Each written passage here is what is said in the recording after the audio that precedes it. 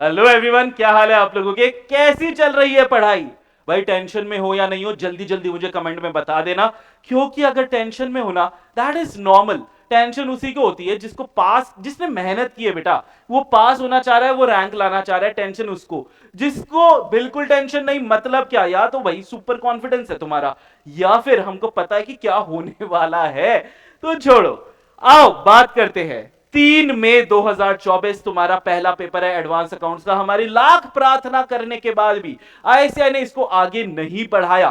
तो हमारे पास बचते हैं एग्जैक्ट 30 डेज। और इन 30 दिनों में क्या स्ट्रैटेजी रहनी चाहिए आपको पढ़ने की, ये वीडियो स्टार्ट करने से पहले, अगर बेटा तुम लोगों ने इस 30 दिन की प्लानिंग कर ली है अपने लिए, तो बेटा अपनी प्लानिंग पे स्टिक रहो और कहीं से इंफ्लुएंस होने की तुमको बिल्कुल जरूरत नहीं है। जो तुमने सोचा है ना, वो सही सोचा हुआ है। कुछ भी नहीं, बंद कर दो भाई। वैसे भी तुम यूट्यूब पे कर क्या रहे हो? ब्रेक लेने आए थे थोड़ी देर के लिए, हाँ है ना? तो यूट्यूब बंद करो, जाओ पढ़ाई लिखाई करो, नहीं तो कोई कॉमेडी सीरीज वगैरह देखो, थोड़ा दिमाग फ्रेश करो। लेकिन अगर तुम ऐसे हो जिसको नहीं पता ये 30 दिन को हैंडल कैसे करना चाहिए, तुमने सही से पढ़ाई की है, तो आइए अपन उनके लिए बात करते हैं। क्या होना चाहिए 30 डेज का आपका स्टडी प्लान? हमारे लिए दिन कौन सा? दर्दी डे 3 मई 2024, जहां पे आप नए सिलेबस के हिसाब से, नए पेपर पैटर्न के हिसाब से पहली बार एडवांस अकाउंट्स का पेपर देने वाले हो। एमसीक्यू 30 नंबर के आपके आने वाले हैं। आई एम श्योर आप लोगों ने उसके हिसाब से तैयारी की होगी।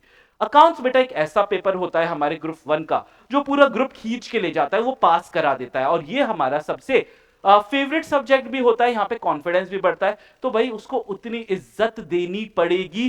कम से कम आप 7 दिन देंगे जहां पे सिर्फ अकाउंट्स कर रहे हैं, अकाउंट्स में एग्जाम्शन लानी है। तब कहीं जाके आप बाकी सब्जेक्ट्स में पासिंग नंबर के करीब पहुंचने की कोशिश करेंगे। जितने ज्यादा हो सके उतने नंबर अकाउंट्स में लेके आने। 7 दिन तो मैं आपको मिनिमम बता रहा हूं कि आपको देने चाहिए, शायद उससे ज्यादा समय भी नहीं मिलेगा। तो अगर 3 में से 7 दिन अपन माइनस करते हैं, वी आर स्टार्टिंग एट 25 अप्रैल। 25 अप्रैल तक क्या होना चाहिए, देखो। इस पे आने से पहले आपको यह देखना है, अभी जो आपके रिवीजन चल रहे हैं, राइट? अभी शायद एक एवरेज बच्चे के दोनों ग्रुप के रिवीजन खत्म नहीं हुए होंगे। कुछ के 10 अप्रैल को हो रहे हैं, जितनी मेरे बच्चों से बात हुई। कुछ के 15 अप्रैल तक कंप्लीट कर रहे हो आप लोग रिवीजन को, जो भी तारीख है। 25 अप्रैल से अगर हम 10 दिन, 10 अप्रैल माइनस करते हैं या 15, तो हमारे हाथ में अप्रोक्सीमेटली 10 से 15 दिन रहते हैं। यहां पे आपको क्या करना है इन 10 से 15 दिन में? सुनो, सबसे इंपॉर्टेंट डेज होते हैं ये 10 से 15 दिन। करना क्या, आप लोगों ने बेटा सारे सब्जेक्ट्स कर लिए होंगे। सब सब्जेक्ट्स में आपने डिवाइड कर लिया होगा, क्या इजी था, क्या मॉडरेट था, क्या हार्ड था। अब कोई ऐसी चीजें थी जो आप लोगों ने बिल्कुल भी नहीं पढ़ी थी, बेटा अब उसको पढ़ने का समय नहीं है। जो चीज स्ट्रांग है ना, उसको इन 10-15 दिन में क्विक रिवीजन कर लो। चाहे बैक क्वेश्चन से कर लो, चाहे समरी नोट से कर लो, चाहे प्रैक्टिकल है तो कॉम्प्रिहेंसिव क्वेश्चंस कर लो। वापस से क्वेश्चंस का एक रिवीजन हो जाएगा।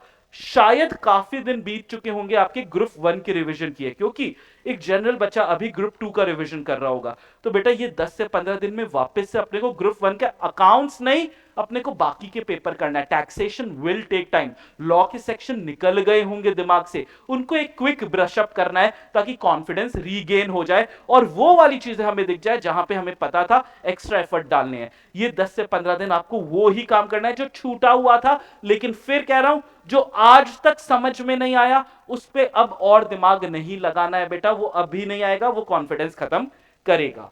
तो 10 से 15 अप्रैल तक आप फ्री हो, क्योंकि ये बाकी के दिन आप इंक्लूड कर रहे हो अपने ब्रश अप के लिए। अगर आप सिर्फ एक ग्रुप पे फोकस कर रहे हो बेटा, तुम्हारे पास समय है, तुम अभी भी एक और रिवीजन पूरा निकाल सकते हो। Do as many questions by actually writing them. तुम लोग ऊपर ऊपर से पढ़ना नहीं है, तुम्हारे पास एक ग्रुप है, 3 सब्जेक्ट है तुम्हारे। लिखो लिखो लिखो, क्योंकि यहां पे हाईएस्ट नंबर लेके आओगे। ये उन्हीं के लिए जो एक ही ग्रुप दे रहे हैं, बी इट 1 और बी इट ग्रुप 2। लेकिन हम भी ये ऑब्जर्व करें, हमारा मेजर बच्चा कौन सा है जो दोनों ग्रुप दे रहा है? सर, या तो वो पहली बार दे रहा है, वो रैंक लाने की भी कोशिश कर रहा है। अगर दोनों ग्रुप दे रहे हो ना बेटा, एक सीधी सीधी और एकदम खरी खोटी वाली बात क्या है, तुम्हारे पास समय नहीं है हर क्वेश्चन को लिखने का, बिल्कुल समय नहीं है। 6 के 6 सब्जेक्ट्स में ये आप नहीं कर सकते। तो आपको करना क्या चाहिए, चाहे प्रैक्टिकल हो चाहे थ्योरी हो, क्वेश्चंस की ऑडिट करनी पड़ेगी। मतलब क्या, प्रैक्टिकल सब्जेक्ट में, थ्योरी में तो ऑडिट ही करते हो, आप बस पढ़ते हो।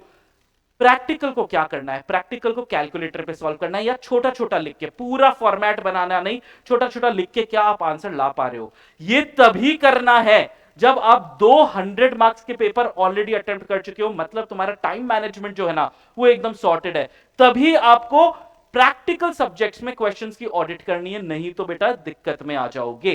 थ्योरी सब्जेक्ट्स में क्या करना है, सिर्फ कीवर्ड कीवर्ड लिखना है, मतलब क्वेश्चन पढ़ के क्या तुम रिकॉल कर पा रहे हो, कर पा रहे हो जल्दी से कीवर्ड लिख लो, नहीं कर पा रहे उस टॉपिक को उसी समय देख लो, देख के वापस से लिख लो। ये बेस्ट तरीका होता है आप अगर दोनों ग्रुप कर रहे हो। I wish you all the very best. मुझे पूरी उम्मीद है जितनी मेहनत तुमने की है ना बेटा, तुम एक अमेजिंग स्कोर जरूर लेके आओगे और मेहनत रंग लाएगी। Thank you so much.